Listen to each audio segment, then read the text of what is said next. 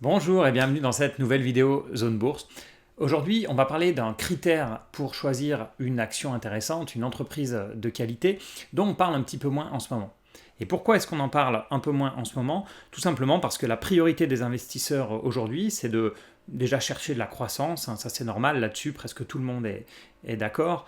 La plupart ensuite cherchent aussi des valorisations attractives, même si c'est vrai que c'est de plus en plus difficile à trouver. Ensuite, on a tendance à regarder d'autres critères comme la rentabilité, la profitabilité, etc. Bon, tout ça c'est très bien, mais aujourd'hui on va parler d'un autre critère qui est l'effet de levier. Alors, pas l'effet de levier au niveau de l'investisseur, l'effet de levier au niveau de l'entreprise. Et pourquoi est-ce qu'on en parle un petit peu moins depuis quelques années? Tout simplement parce que l'effet de levier, on le verra plus tard, il y a l'effet de levier financier, il y a l'effet de levier opérationnel, et notamment l'effet de levier financier, les taux d'intérêt sont très bas, l'économie s'est plutôt bien comportée depuis plusieurs années maintenant, et la seule récession récente qu'on a eue, c'est celle qui est due au Covid, et les gouvernements ont tout mis en œuvre pour financer les entreprises, pour faire des prêts garantis, etc., et éviter les faillites. Mais ce critère d'effet de levier, et notamment la partie situation financière, c'est quelque chose que j'ai toujours gardé dans ma checklist d'investissement. Et pour vous expliquer pourquoi, j'ai pris aujourd'hui l'exemple de deux entreprises qu'on va comparer, deux entreprises que vous connaissez, qui sont Michelin et Goodyear. Alors j'ai pris ces entreprises-là parce qu'elles sont très comparables en termes de produits. C'est un secteur qui est assez facile à comprendre, et pourtant, on va le voir, elles sont très différentes au niveau de l'effet de levier, mais bon, globalement, ce n'est pas un secteur que je suis, ce ne sont pas des entreprises que je suis, donc si je dis 2-3 inexactitudes, n'hésitez pas à m'en parler en commentaire. Alors on va commencer par regarder la situation des deux entreprises pré-Covid. Alors j'ai pris les chiffres de Zone Bourse, mais je l'ai mis dans Excel pour bien pouvoir les comparer. Donc vous avez, alors désolé pour ceux qui sont en podcast, d'ailleurs je vous conseille de regarder cette vidéo, ce podcast en vidéo si vous avez l'occasion, sinon c'est pas grave, je vais essayer de décrire au maximum, parce qu'on va beaucoup commenter les comptes de résultats des entreprises. Situation pré-Covid, donc en 2019, commençons par Michelin. Michelin, on le voit, a de la croissance du chiffre d'affaires, croissance du résultat d'exploitation, croissance du résultat et une marge qui est très correcte pour le secteur et qui est plutôt stable à 12,5%.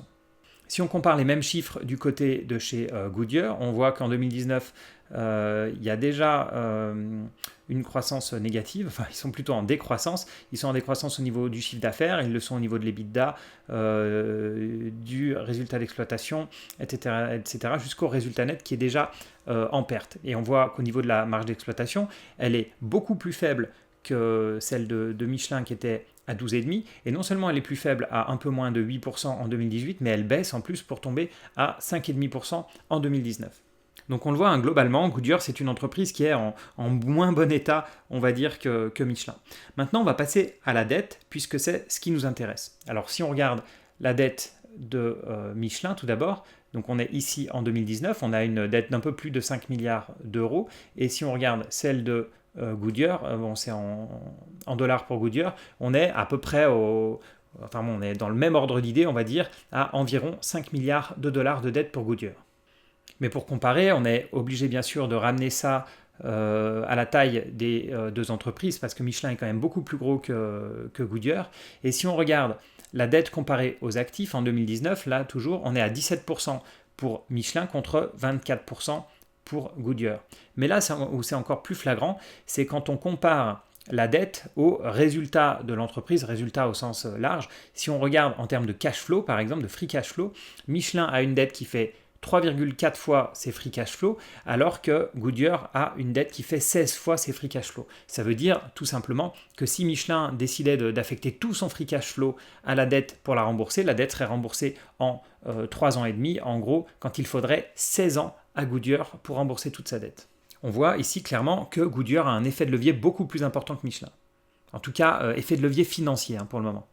Alors ce qu'il faut comprendre au niveau de l'effet de levier financier, au niveau de la situation financière de l'entreprise, c'est que ici je vais parler de la crise du Covid. Donc on va le voir, on va voir le côté négatif de l'effet de levier. Mais ce qu'il faut comprendre, c'est que ne pas avoir de dette, c'est pas non plus très bon pour une entreprise. Pourquoi? Parce que moi, en tant qu'actionnaire, si l'entreprise a un projet à financer et qu'elle n'a pas assez de trésorerie pour le financer, si elle souhaite le financer avec du capital, elle va faire par exemple une augmentation de capital et moi en tant qu'actionnaire je vais être dilué. Donc elle va peut-être grossir, elle va peut-être racheter une boîte ou se lancer dans des projets, mais moi en tant qu'actionnaire je vais être dilué. Alors que si elle se finance par la dette et qu'elle n'a pas de problème de situation financière et qu'elle arrive à rembourser cette dette sans problème, alors moi en tant qu'actionnaire je vais profiter de cet effet de levier parce qu'on va finalement juste payer un intérêt et moi tous les bénéfices vont tomber dans ma poche en tant qu'actionnaire. Donc ici dans l'étude d'aujourd'hui je vais principalement de parler de l'effet négatif de l'endettement et de l'effet de levier opérationnel, mais gardez en tête que ça peut aussi avoir un effet de levier positif quand l'activité marche bien. Tout simplement parce que ça va démultiplier en fait la hausse de l'activité. Alors le Covid, il a arrêté l'économie mondiale, notamment les transports, donc bien sûr Michelin et Goodyear ont vu leur chiffre d'affaires baisser, et c'est là où c'est intéressant, et c'est aussi pour ça que j'ai pris ces deux entreprises, c'est qu'on voit ici que Michelin voit une baisse de son chiffre d'affaires de 15% et Goodyear une baisse de son chiffre d'affaires de 16%. Donc c'est parfait parce qu'en fait en termes d'activité, en termes de vente, on a deux entreprises qui ont été impactées de la même manière.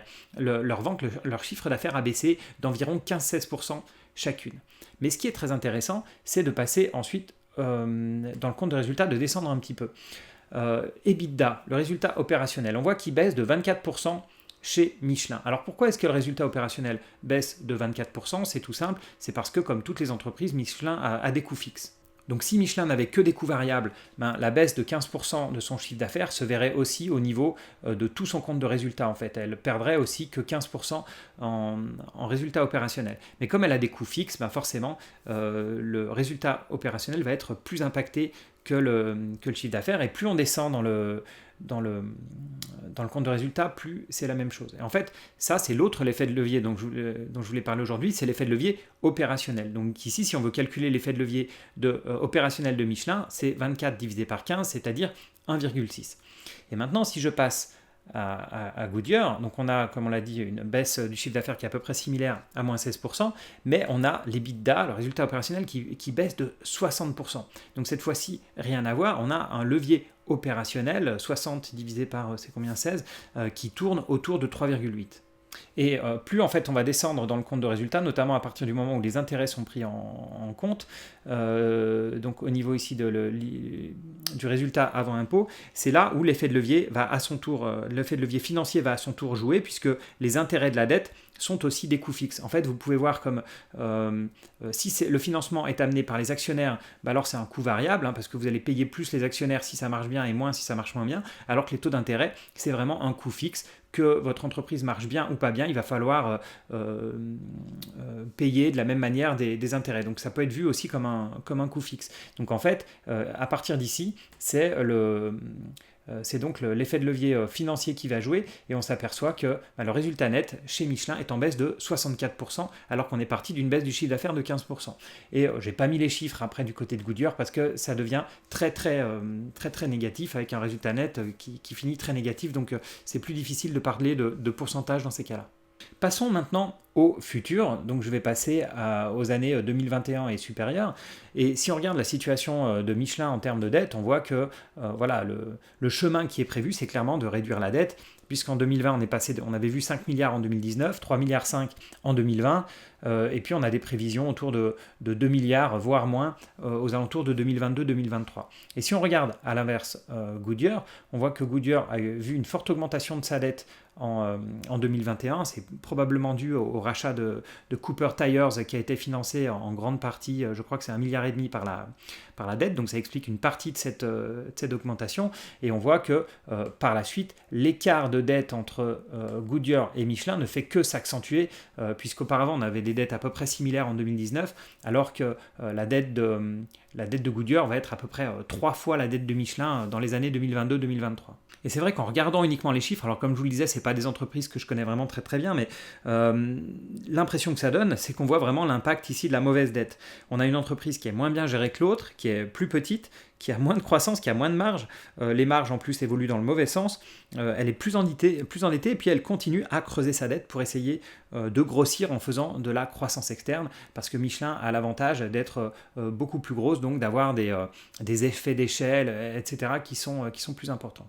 Alors je pense que j'ai réussi à vous expliquer pourquoi c'était important de regarder l'effet de levier au sens large et notamment la situation financière d'une entreprise. Et comme je le disais tout à l'heure, hein, ça marche dans les deux sens, mais c'est important de savoir à quel niveau de levier financier ou opérationnel se situe une entreprise, parce que quand on commence à avoir des couacs, un peu comme on l'a vu pour le Covid, il faut comprendre aussi pourquoi il y a une entreprise qui baisse beaucoup plus que l'autre. D'ailleurs, j'ai même pas regardé les graphiques pour savoir s'il y en a une qui a plus baissé que l'autre pendant la crise du Covid, mais honnêtement, j'ai pas de doute, donc je vous mettrai le graphique à l'écran en espérant que c'est relativement clair et qu'on voit bien l'impact de cet effet de levier opérationnel et financier sur les cours de bourse.